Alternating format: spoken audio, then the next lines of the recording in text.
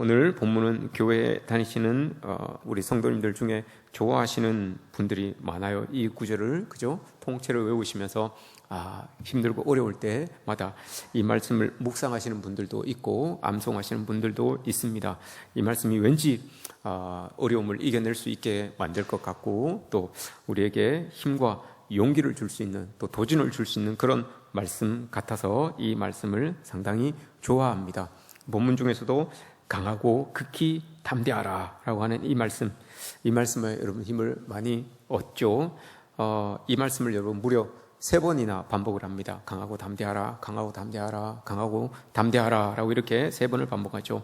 근데 저는 강하고 담대하라 요 말씀보다 제 눈에 탁 들어오는 문구는 비슷한 문구지만 두려워하지 말고 놀라지 말라 요 문구가 저는 강하고 담대하라 보다 더 제 눈에 확 들어옵니다. 그리고 묵상하게 하는 게 강하고 담대하라 이거보다는 두려워하지 말고 놀라지 말라 이 말씀을 또 제가 묵상을 하게 되는 겁니다. 9절 말씀이죠. 내가 내게 명령한 것이 아니냐 강하고 담대하라 두려워하지 말며 놀라지 말라. 2개 같이 붙여서 말씀하시잖아요. 내가 어디로 가든지 내 하나님 여호와가 너와 함께 하느니라. 이 말씀을 이제 여호수아가 이스라엘 백성들에게 주시는 말씀입니다. 왜 하나님께서 여러분 이렇게 3번이나 반복해서 강하고 담대하라, 두려워하지 말고 놀라지 말라 이렇게 3번이나 반복해서 이렇게 말씀을 하시겠습니까? 반대로 생각하면 답을 쉽게 찾을 수가 있어요. 그죠? 지금 이 이스라엘 백성들이 두려워하고 놀랄 일들이 이들에게 있기 때문에 그런 거예요. 두려워할 일, 놀랄 일들이 이들에게 있기 때문에 하나님께서는 미리 아시고 야 너희들 두려워하지 말고 놀라지 말라라고 이렇게 말씀을 해 주시는 겁니다. 이스라엘이 애굽을 나와서 이제 40년 여러분 광야 생활이 끝납니다. 이제 지금 이들은 저 앞에 요단강 앞에 하나님께서 약속하신 그 땅이 지금 눈앞에 보여요. 눈앞에 보이니까 이제 들어가게 됩니다. 그럼 여러분 한번 생각해 보십시오. 상식적으로 생각해 보시면 야 이제 40년의 그 광야 생활이 다 끝났어요. 그리고 하나님 약속하신 땅이 저 앞에 보이고 있어요. 눈앞에 있어요. 그럼 여러분들 마음이 어떻겠습니까? 두려워하지 말고 놀라지 말라 이런 말을 하겠습니까? 야 이제 우리 고생 끝났다. 이제 기뻐하고 즐거워하자. 이제 저기 안에 들어가서 우리 잘 살자 이런 말을 하겠습니까? 아니면 두려워하지 말고 놀라지 말라 이런 말씀을 하시겠습니까? 통상적으로 여러분 40년의 고생이 다 끝났으면 야 이제 우리 고생 끝났다. 이제 우리 잘 살 일만 남았다. 우리 기쁘고 즐겁게 우리 잘 살자 이렇게 나와야지만 여러분 이게 정상이에요. 이 말씀이 정상입니다. 근데 하나님께서는 3번이나 여호수아의 입을 통하여서 두려워하지 말고 놀라지 말라, 두려워하지 말고 놀라지 말라, 두려워하지 말고 놀라지 말라 이 말씀을 계속 이렇게 하시는 거예요. 왜 그럴까요? 듣는 사람이 여러분 불안하지 않아도 놀라지 않아도 이 말을 계속 들으면 여러분 불안할 수가 있어요. 그죠? 놀랄 수가 있어요. 아니 나는 안 불안한데 나는 안 두려운데 자꾸 두려워하지 말고 놀라지 말라라고 하니까 내가 두려워해야 되는 건가? 내가 놀라야 되는 건가? 이런 마음을 먹을 수가 있어요. 그런데 하나님께서는 미리 아시고 앞으로 이스라엘 백성들에게 일어날 일에 대하여서 지금 하나님께서는 예언을 해주고 계시는 거죠. 이스라엘 백성들이 여러분 고생할 만큼 한 사람들입니다. 웬만한 고생은 다 겪은 사람이에요. 광야를 지나면서 아무것도 없는 곳에서 여러분 40년을 지냈잖아요. 아무것도 씨를 뿌린들 나기를 합니까? 열매가 있어서 따먹기를 합니까? 그렇다고 천막이 있어서 비를 피할 수가 있습니까? 해를 가릴 수가 있습니까? 아무것도 없는 곳에서 여러분 40년을 보낸 이스라엘 백성들이에요. 산전수전 다 겪은 사람들이에요. 이 사람들이 이런 사람들인데 여러분 웬만한 힘든 일, 웬만한 어려운 일들 가지고 여러분 이 사람들 두려워하지 않아요. 놀라지 않아요. 그런데도 하나님께서 두려워하지 말라, 놀라지 말라라고 이렇게 이야기를 합니다. 여러분 우리가 우스갯소리로 이런 말을 합니다. 어려운 일들이 일어날 그 어려운 일 앞에 있는 사람들에게 우리가 이렇게 이야기를 하죠. 아유 힘내십시오. 이겨낼 수 있지 않겠습니까? 능력으로 우리 이겨낼 수 있을 겁니다. 힘내십시오. 두려워하지 마십시오. 이렇게 이야기를 할 때가 있습니다. 그럼 여러분 인생의 경험이 많은 사람들이 뭐라고 이야기합니까? 제가 여러분 우리 조영재 집사님에게 집사님 힘내십시오. 어려워도 잘 견뎌 오셨지 않습니까? 힘내십시오. 제가 이렇게 이야기를 하면 조영재 집사님이 뭐라고 이야기를 하시겠습니까? 제가 제가 답을 하기로는 아유 목사님 제가 그래도 산전수전 다 겪은 사람입니다 이렇게 말씀하실 거예요. 그런 어려움쯤이야 넉넉히 제가 이겨낼 수 있습니다 이렇게 말씀하실 거예요. 왜냐? 정말 저분은 산전수전 다 겪은 분이에요. 저 월남에 가서 베트남에 가서 여러분 베트공하고 싸우시기도 하시고 하셨던 분이에요. 진짜 우리가 이야기하는 산전수전 다 겪은 분이에요. 그러니 저런 분들 앞에는 여러분 웬만한 일상에서의 어려움들은 아무것도 아니에요. 쉽게 그냥 어렵지요. 우리가 생각하기는 어렵지요. 그러나 쉽게 웃어 넘길 수 있는 그 어려움을 이겨낼 수 있는 경험치가 여러분 다 쌓여 있어요. 내공이라고 하는 게 마음속에 딱 있어요. 이스라엘 백성들이 여러분 그렇단 말입니다. 40년 동안 내공을 쌓은 거예요. 어려운 일들, 힘든 일들 내공을 딱 쌓아 놓고 있었어요. 근데 하나님께서 여호수아를 통하여서 이제 들어가면 끝인데 두려워하지 말고 놀라지 말라 이 말씀을 계속 하시는 거예요. 왜 여러분 이 말씀을 하실까요? 이스라엘 백성들에게 여러분 앞으로 두 가지의 큰 일이 일어납니다. 두 가지의 큰 일이 일어나는데 첫 번째는 가나안 땅, 하나님께서 약속해 놓으신 그 가나안 땅 이제 들어가게 되는데 그 가나안 땅이 여러분 빈 땅이 아니에요. 빈 땅이 아니라 오늘 말씀 4절을 보시면 헷 족속이 그 온 땅을 차지하고 있어요. 헷 족속이. 원래 가나안 땅에 들어가면 여러분 가나안 7족속이 살고 있었잖아요. 그런데 그 가나안 7족속은 영향력이 별로 없어요. 별로 힘을 쓰지 못하는 그런 민족들이에요. 근데 여기에 헷 족속이 들어가 있다. 헷 족속이 지금 다스리고 있다라고 이렇게 이야기를 합니다. 헷 족속은 여러분 우리가 세계사를 배워서 아시겠지만 일반 세계사를 볼 때 이 헷 족속이라고 하는 이 사람들은 히타이트족입니다. 히타이트 족속입니다. 이 히타이트 족속은 지도를 제가 하나 보시면 이렇게 되어 있습니다.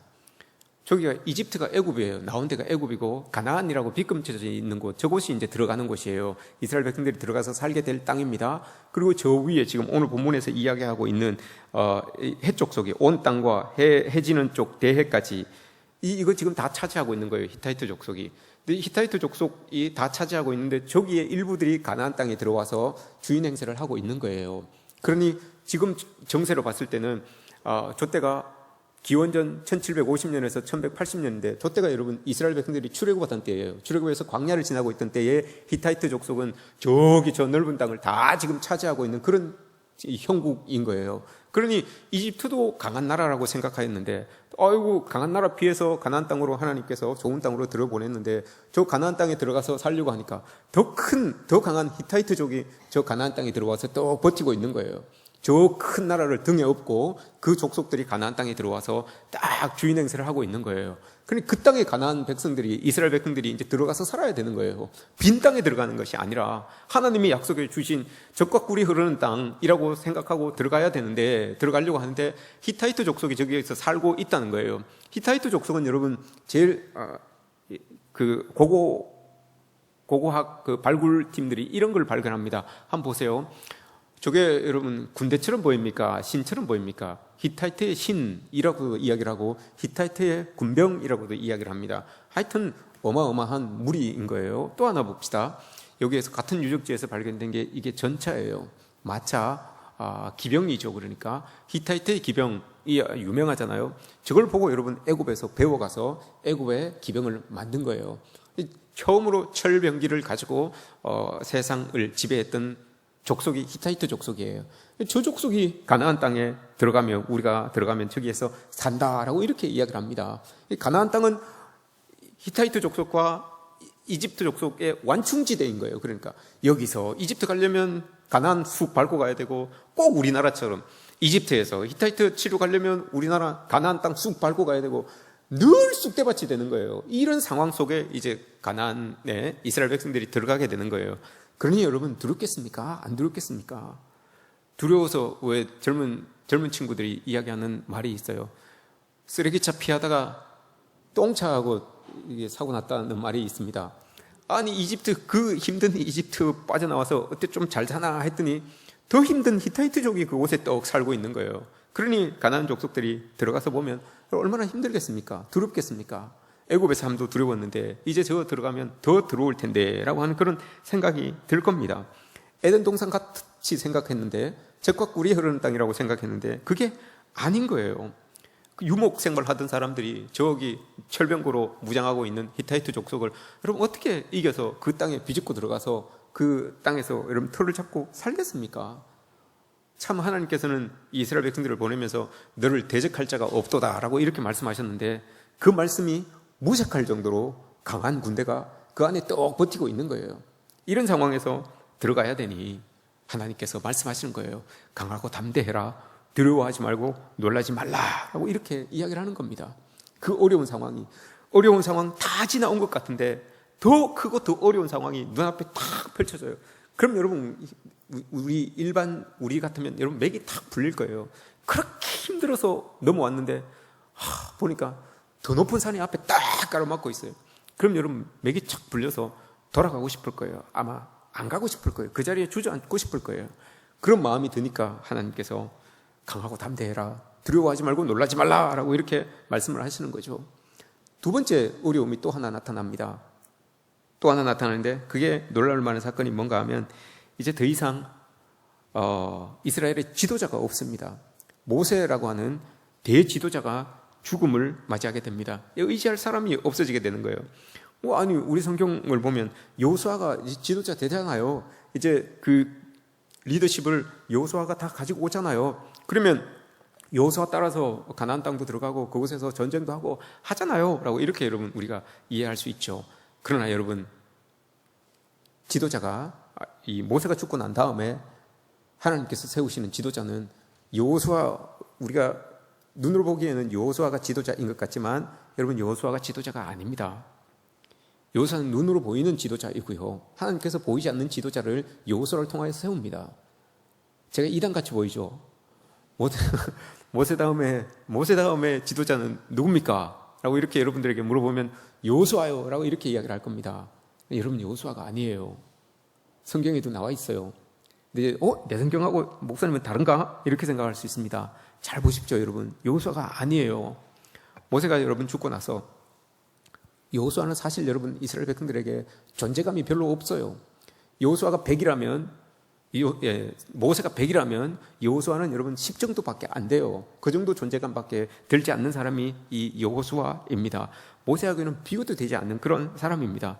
왜냐하면 여러분 모세는 애굽에서부터 이끌고 나와서 광야에서 여러분 아말렉 족속과 싸울 때도 모세가 진두지휘했어요. 그리고 에돔 족속, 모압 족속, 암몬 족속 다 이기고 이제 이 앞에 이 요단강 앞에 딱 데리고 오기 여기까지 데리고 온 사람이 모세예요. 이걸 한번 생각해 보십시오. 요즘 젊은 사람들은 선진국에서 태어나서 선진국에서 살고 있습니다. 우리 어르신들은 60세, 70세 이상 어르신들은 후진국에서 태어나셔서 선진국을 살고 있습니다. 저 같은 경우는 개발도상국에서 태어나서 선진국을 살아가고 있습니다. 무슨 뜻이겠습니까?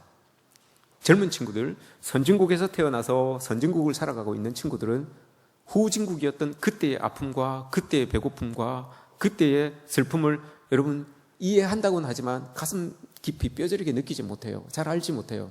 그래서 애들은 이런 말을 합니다. 우리 할아버지 때는 밥이 없어서 배를 굶었단다 라고 이렇게 이야기를 해요. 그럼 손자들이 여러분 뭐라고 이야기합니까? 라면 끓여 드시지 왜 굶으셨어요? 컵라면도 있는데 이렇게 이야기를 한답니다. 이게 선진국에서 태어나서 선진국을 살아가고 있는 사람들의 모습인 거예요. 모세 때 그런 거예요 여러분. 지금 가나안 땅에 들어가려고 하는 이 세대들은 다 광야에서 태어난 사람이에요. 눈 딱 뜨니 우리 지도자가 모세였던 거예요. 그 모세의 손끝 하나, 말 한마디, 눈빛 한마디 그거 보면서 이 40년을 살아온 사람이에요. 그리고 가나안 땅 들어가기 일보 직전에 딱 서 있는 거예요. 그런데 그 자기 평생에 자기들의 눈 떠서부터 지금까지 봤던 같이 호흡해왔던 그 모세가 여러분 딱 죽어요. 이들에겐 여러분 큰 위기입니다. 나의 지주와도 같았던 나의 목숨과도 같았던 우리 왕과도 같았던 모세가 딱 죽어버리면 여러분 그렇게 의지하였던 모세였는데 죽어버리면 이들에게는 여러분 위기로 다가와요. 여러분 한번 생각해 보십시오. 우리 가정이 여러분 화목하게 지내다가도 여러분 아버지가 아니면 부모님이 툭 돌아가시면 어머니가 돌아가시면 여러분 자녀들에게는 그 자체로도 위기가 다가와요. 그 자체로도 위기예요. 나의 한 분신과도 같은 부모님이, 아버지가, 어머니가 이렇게 돌아가신다고 하면 그 자체가 위기예요. 여러분, 그게 채워지겠습니까? 한번 생각해 보십시오. 우리 자녀가, 예를 들어서 사랑하는 사람이, 여러분, 한 자녀를 먼저 보냈어요. 근데 9자녀가 생겼어요. 그 9자녀가 여러분, 이 한 자녀의 빈자리를 채울 수 있던가요? 나름의 기쁨은 되겠지만, 여러분, 9자녀가 얻어진 9자녀가 나름의 기쁨은 되겠지만, 이뤄진 한 자녀의 자리를 채우지는 못해요. 그럼 이거 마찬가지예요, 여러분. 부모님도 마찬가지고요. 우리 자녀들도 마찬가지고요. 우리 식구들도 마찬가지고요. 교인들도 마찬가지예요. 성도들도 마찬가지예요, 여러분. 막 새로운 신자들이 여러분 많이 들어오죠. 그 많이 들어오시는 분들이 여러분 떠나간 한 사람의 자리를 메꿀 수 있을까요? 안 돼요, 여러분. 빈 자리를 메꿀 수는 있겠죠. 그러나 목회자의 마음속에 이렇게 텅 비어 있는 그 자리는 메꾸지 못해요. 그럼 목사님, 우리는 뭐 아무것도 아닙니까? 빈 껍데기인가요? 이렇게 이야기할 수 있어요. 서운해 하실 수 있어요. 그러나 여러분, 나름의 기쁨이 있어요. 나름의 채워짐이 있어요. 그분 자체로 채워짐이 있어요. 그분이 채워진다고 하여서 여러분, 없어진 자리가 채워지는 건 아니에요. 그분이 들어온다고 해서 없어진 자리가, 빈 자리가 채워지는 건 아니에요. 이 마음속에. 이스라엘 백성들에게 그런 거예요. 모세가 여러분 평생 이끌어줬는데 그 사람이 없어지는 그 빈자리가 여호수아라고 하는 지도자가 이렇게 섰으니까 그 사람이 채워주겠지. 여러분, 아니에요. 빈자리는 빈자리로 남겨져 있고요. 다시 여호수아로 채워지는 자리는 그냥 채워지는 자리고 생겨나는 거예요. 이런 거예요. 그러니 이 사람들이 두렵고 떨리고 놀랍고 하는 일들이 이들에게 일어나는 게 맞아요. 그래서 하나님께서 두려워하지 말고 놀라지 마세요, 이렇게 말씀을 하는 겁니다. 모세가 여러분 어마어마한 리더십을 가지고 있었는데, 그 리더십을 가지고 이끌어줬는데 그 리더십이 이제 없어져 버리는 거예요. 그러니 이들에게는 위기로 다가오게 되는 거죠. 여러분, 한번 이런 상황을 이제 맞이하게 되니까 하나님께서 이스라엘 백성들에게 두려워하지 마세요, 놀라지 마세요라고 이렇게 계속 이야기를 하는 거예요. 그럼 한번 보세요. 재미있는 표현이 하나 있어요. 이상할 수도 있고요. 2절 말씀을 보세요. 2절, 내 종 모세가 죽었으니 이제 너는 이 모든 백성과 더불어 일어나 이 요단을 건너 내가 그들 곧 이스라엘 자손에게 주는 그 땅으로 가라 라고 이렇게 말합니다. 여기에서 요 문장에서 여러분 이상한 문구가 한 개가 있어요. 자세히 좀 읽어보시면, 여러분 자세히 읽어보시면 모세가 듣기에는 이거 기분 나쁜 문구예요. 기분 나쁜 구절이에요. 모세가 듣기에는. 왜 그렇습니까, 여러분? 2절 잘 보세요. 내 종 모세가 죽었으니 이제 너는 이 모든 백성과 더불어 일어나 요단강을 건너서 들어가라 라고 이렇게 이야기를 합니다. 뉘앙스를 잘 들어보세요. 야, 이제 모세 죽었으니까 너희들 이제 들어가면 돼, 이 말 아닙니까? 지금 2절 말씀이. 모세가 듣기에는 이게 기분 나쁜 거예요. 아니 말이야, 모세가 죽었지만 그래도 너희들 힘내서 약속한 그 땅으로 들어가야 돼, 이렇게 나와야 되는 거 아닙니까, 문구가. 근데 모세가 죽었으니 이제 너희들 다 들어가라, 이렇게 이야기를 합니다. 그럼 여러분 무슨 의미입니까? 아니, 모세가 죽기 전에 모세가 요단강을 건너서 가나안 땅에 들어가는 걸 막고 있었던 사람처럼 비춰지잖아요. 막고 있었던 사람처럼. 그런데 이제 그 막고 있었던 모세가 죽었으니까 이제 너희들 들어가라 라고 이렇게 말씀하시는 것처럼 느껴지잖아요. 서운하지요. 모세가 듣기에는 이게 서운한 말씀이에요. 이제 모세 죽었으니까 너희들 이제 들어가면 돼, 이렇게 하는 거예요. 모세가 잡고 막고 있어서 너희들 못 들어간 것 같은데 이제 모세 죽었으니까 너희들 들어가면 돼, 이렇게 말씀하시는 것 같잖아요. 왜 여러분 이렇게 이야기하시겠습니까? 하나님께서 모세는 죽었지만 새로운 리더를 하나님께서 세우십니다. 모세는 죽었으니까 이제 너희들 새로운 지도자를 데리고 그들과 함께 들어가라 라고 하는 그런 의미예요. 여러분 보세요. 여호수아를 중심으로 들어갑니다. 모세가 죽었습니다. 모세가 죽고 여호수아를 중심으로 들어갑니다. 그런데 여러분 자세히 보시면 이 2절처럼 이야기하신 이유가 있어요. 다른 지도자가 나오는데 그 지도자가 여러분 누구겠습니까? 다른 지도자가 나와요. 지도자가 7절, 8절에서 나옵니다. 7절, 8절. 이스라엘이 엄청나게 두려워하고 놀라는 그 상황. 가나안에 들어가야 하는데 히타이트 족속이 살고 있고 우리를 이끌어 주었던 모세가 죽었어요. 그때 새로운 지도자, 눈에 보이는 지도자 여호수아는 우리에게 10%도 안 되는 사람이에요. 이런 두려운 상황 속에서 하나님께서 지도자, 새로운 지도자를 딱 세워줘요. 7절, 8절 제가 읽어드립니다. 오직 극히 담대히 하여 나의 종 모세가 내게 명령한 그 율법을 다 지켜 행하고 우로나 좌로나 치우치지 말라. 그리하면 어디로 가든지 형통하리니. 8절,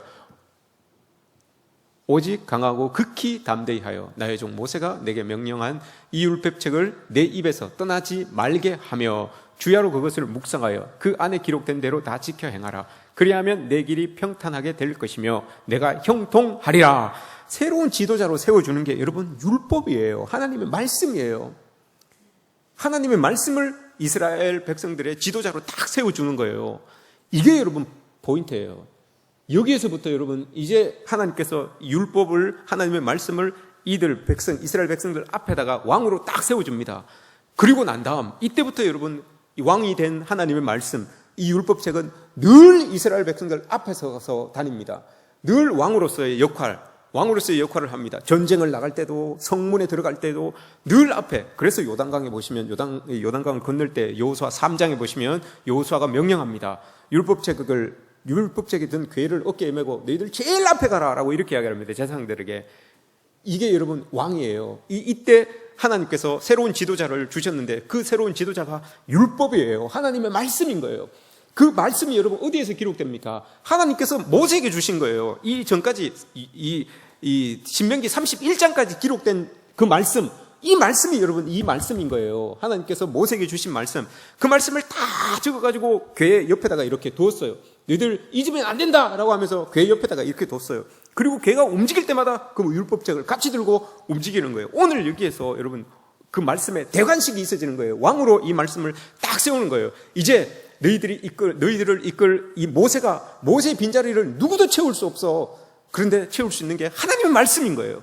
우리의 여러분 빈자리를 채울 수 있는 건 어떤 것으로도 대체할 수 없어요. 하나님의 말씀으로 여러분 우리의 빈자리를 채울 수 있는 것이지, 마음의 빈자리를 채울 수 있는 것이지, 또 떠나간 사람들의 그런 마음을 우리가 말씀으로 채울 수 있는 것이지 다른 어떤 것으로 여러분 채울 수 없어요. 하나님이 이걸 여러분 이스라엘 백성들에게 탁 세워주는 거예요. 여호수아가 여러분 눈에 보이는 지도자 같지요. 그러나 아니에요. 여러분 여호수아가 대단한 이유는 이거예요. 자기가 모세를 이어서 지도자처럼 애매하면서 딱 나타나서 이제 나를 따라오십시오라고 이렇게 한 게 아니라 여호수아가 여러분 이 말씀을 대관식을 하는 거예요. 여호수아가 이 모세가 다 썩은 하나님께서 말씀해 놓으신 그 율법을 다 적어놨는데 모세가 아유 이거 치우세요, 나 따라오세요 이제 이렇게 한 게 아니라 그 율법책을 여러분 딱 보좌에 놓고 대관식을 하는 거예요. 대관식을. 이제 이 율법책, 이제 이 하나님의 말씀이 우리를 이끌어주는 말씀이 되는 것이고, 이제 우리 앞길에 앞잡이가 되는 것이고 길잡이가 되는 것이고 우리의 왕입니다 라고 이렇게 딱 해요.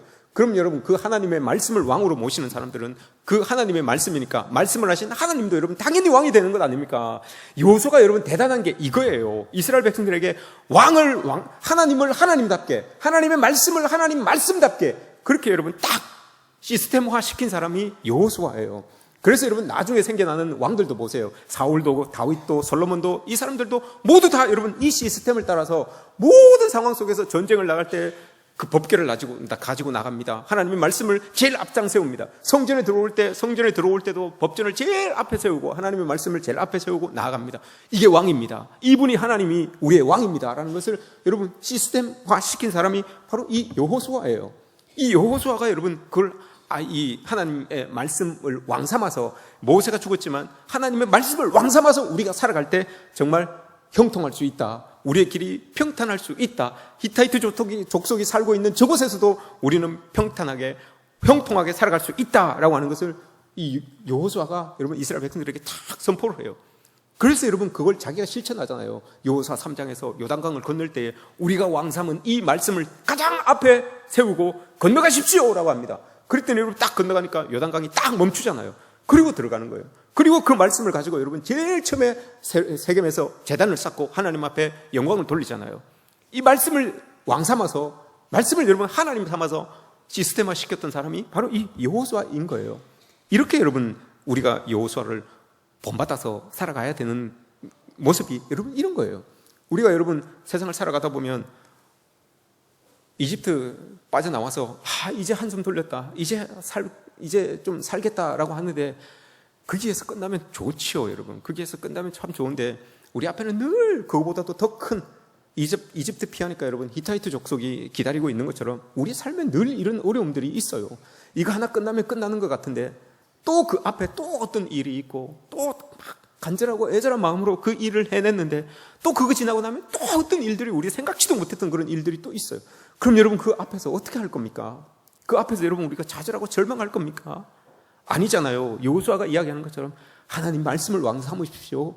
하나님 말씀을 붙드십시오. 그때 우리 가는 길이 평탄해질 것이고 형통할 겁니다. 아무리 높고 굴곡진 그런 길이라도 산이라도 그 하나님의 말씀 붙들고 가면 그곳에 길이 난다는 거예요. 밤에 하나님께서 말씀하시잖아요. 바다를 가르지 못하면 바다 위에 길을 내주신다고 하시잖아요. 그게 하나님의 말씀의 능력이에요. 하나님의 능력이 그거예요. 하나님의 능력이 있어서 여러분 우리에게 기도를 들으시고 바다의 길을 쭉 내시는 분인데 바다의 길을 못 낼 상황이면 바다를 쭉 가르지 못할 상황이면 여러분 하나님께서 물 위로 걸어갈 수 있게끔 물 위에다가 길을 내주신다잖아요. 이게 여러분 하나님 말씀 붙들고 살아가는 사람들의 능력인 거예요. 우리가 살아가다 보면 여러분 모세처럼 우리의 지주 역할을 정신적인 지주 역할을 해줬던 사람들이 여러분 쑥쑥 빠져나갈 때가 있어요. 세월이 지나서 어머니도 돌아가시고 아버지도 돌아가시고 형제들도 돌아가시고 뭐 이렇게 주변의 사람들이 하나 둘씩 여러분 채워지는 것보다 빠져나가는 게 더 많아요. 우리 인생을 살아가다 보면 여러분 그죠? 인생이 오래오래 시간이 지나다 보면 채워지는 것보다 여러분 빠져나가는 게 더 많아요. 근데 그 빠져나가는 게 구멍이 더 커요. 여러분 숭숭 뚫려요. 채우기가 어려워요. 다른 것들로 많은 얻어지는 것도 있지만 그 얻어지는 것도 여러분 숭숭 뚫려져 있는 그 가슴에 구멍들을 여러분 메우기가 힘들어요. 아버지의 빈자리, 어머니의 빈자리 여러분 계시잖아요. 우리 자녀들의 빈자리를 어떻게 메우겠습니까?